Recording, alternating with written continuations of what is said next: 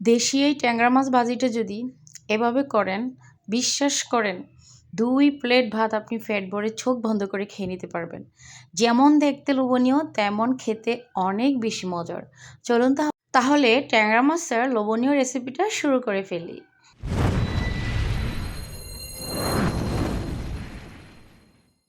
আমার এইখানে বরাবর ১ কেজির মতো ট্যাংরা মাছ আছে। প্রতিটা মাছের পেটেই কিন্তু ডিম আছে। আর ডিমওয়ালা মাছ খেতে আমার এত বেশি ভালো লাগে কি আর বলবো। যখনই আমার হাসব্যান্ড বাজার থেকে মাছ কিনে আমি বলি ডিম দেখে মাছ কিনবে। কিন্তু সারা বছর সব সিজনে তো আর মাছের পেটে ডিম থাকে না। এখন হচ্ছে একটা বৃষ্টি, বৃষ্টি ভাব। এ সময় কিন্তু অনেক মাছের পেটে ডিম পাওয়া যায়। যারা মাছের ডিম খেতে পছন্দ করেন দেখে কিনবেন তাহলেই খেতে পারবেন। আমি ট্যাংরা মাছটাকে ধুয়ে কেটে পরিষ্কার করে সুন্দর করে পানি ঝরিয়ে লবণ আর হলুদ দিয়ে মেখে নিয়েছি। এখন হচ্ছে একটু এটাকে প্রায় ৮০% মতো ভেজে নিব। ট্যাংরা মাছটা কিন্তু অনেক নরম হয়ে থাকে গায়ের মাংসটা। তো অনেকে আছে সরাসরি এভাবে রান্না করে ফেলেন, তখন কিন্তু দেখতে সুন্দর লাগে না। আর খেতে মজা হয় ঠিক আছে, বাট দেখতে সুন্দর হয় না। কথায় আছে না, দেখতে সুন্দর যাকে খেতে সুন্দর তাকে। আমার আবার একটু ভাজা না করে নিলে ভালো লাগে না। তো এই তো আমি হালকা পাতলা করে একটু কালারিং করে ভেজে নিয়েছি দেখেন। আর এভাবে করে এই মাছটাকে একটু ভাজা করে নিলে রান্নাটা খুবই সুন্দর হয়। এখন আমি এগুলোকে তুলে নিব, আর বেশি মচমচা করব না, তাহলে রান্নার পরিপূর্ণ টেস্ট পাওয়া যাবে না।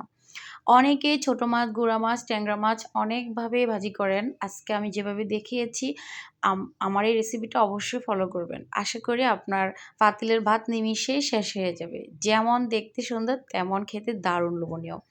মাছ ভাজা তেলের মধ্যে আমি দিয়ে দিলাম কাঁচামরিচ কুচি, পেঁয়াজ কুচি। বেশ কিছুটা পেঁয়াজ আর কাঁচামরিচ দিয়েছি। আর কাঁচামরিচ দিয়ে রান্না করলে এই রান্নাটা আরও বেশি টেস্টি হয়। আমি কিন্তু সাথে গুঁড়ো মরিচও দিব, একটু ঝাল ঝাল করে রান্না করব। দিয়ে দিলাম এখানে ৩টার মতো আলু কুচি। আলু কুচিটা দিলে ট্যাংরা মাছ ভাজতে কিন্তু আরও লোভনীয় হয়ে যায়। তো আলু কুচি আমি এখানে ৩টার মতো ব্যবহার করেছি। আপনাদেরকে একটা কথা বলি, আপনারা কে কোথায় থেকে আমার ভিডিও দেখেন প্লিজ আপনারা কমেন্টস করে জানাবেন। ইনশাল্লাহ আমি প্রতিটা ভিডিওতে আপনাদের সবার নাম ধরে কমেন্টগুলো পড়বো ইনশাল্লাহ। দিয়ে দিলাম এখানে টমেটো কুচি ১টার মতো, সামান্য পরিমাণে আদা রসুন পেস্ট, হলুদের গুঁড়া, মরিচের গুঁড়া, একটু জিরার গুঁড়া, ধনিয়ার গুঁড়া দিয়ে দিলাম। আর কোনো মশলাপাতি এখানে দিব না, জাস্ট কম কম দিয়েছি। এটা কিন্তু দেশি ট্যাংরা মাছ, যেভাবে রান্না করবেন সেভাবেই খেতে মজা হবে। তার মধ্যে যদি আরেকটু আকর্ষণীয়ভাবে রান্না করা হয় তাহলে তার কথাই নেই, খুবই মজার।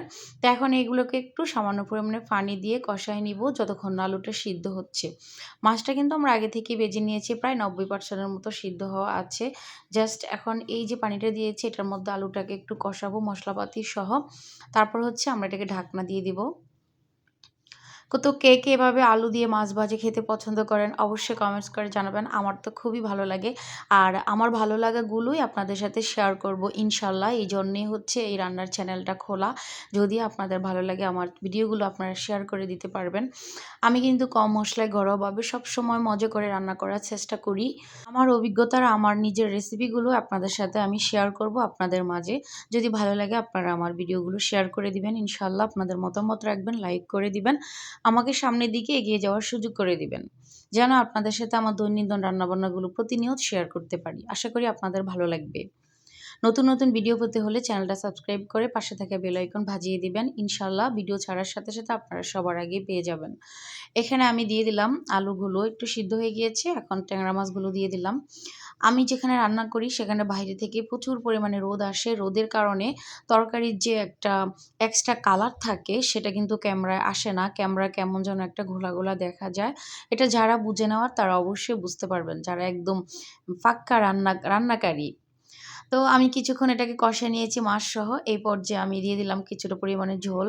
যে যেমন ঝোল খেতে পছন্দ করেন সেরকমভাবে ঝোলটা দিবেন। তো আমি আর ঝোল দিব না। এটাকে আমি মাখা মাখা করে রান্না করে নিব। এই পর্যায়ে ঢাকনা দেওয়া যাবে না। যদি ঢাকনা দেন এটা কিন্তু একটা বিষয় খেয়াল রাখবেন, মাছ রান্নার সময় যখন তরকারির মধ্যে মাছ দিয়ে দিবেন এরপরে আর ঢাকনা দিবেন না।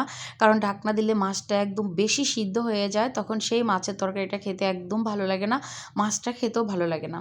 পানিটা যখন শুকিয়ে আসছে তখন দিয়ে দিলাম বেশ কিছুটা ধনিয়া পাতা কুচি। দেশি মাছ তাজা তাজা একদম লাফানো, তার মধ্যে তাজা তাজা ধনিয়া পাতা, কি একটা ঘ্রাণ, অসাধারণ গরম ভাতের সাথে। অবশ্যই বাসায় ট্রাই করবেন। আর আমার রেসিপি কেমন লেগেছে কমেন্ট করে জানাতে কিন্তু ভুলবেন না। আমি আরেকটু ঝোলটাকে শুকিয়ে নিব, তারপর আমি মাছটাকে নামিয়ে নিব।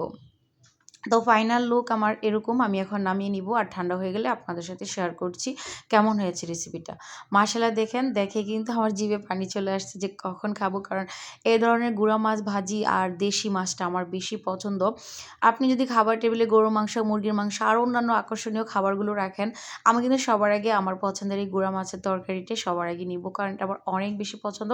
আপনারা চাইলে বাসায় ট্রাই করতে পারেন। বিশ্বাস করেন, আঙ্গুল চেটে-পুটে খাবেন। এত মজার। ভিডিওটা ভালো লাগলে শেয়ার করে দিবেন। দেখা হবে অন্য কোনো ভিডিওতে। আল্লাহ হাফেজ।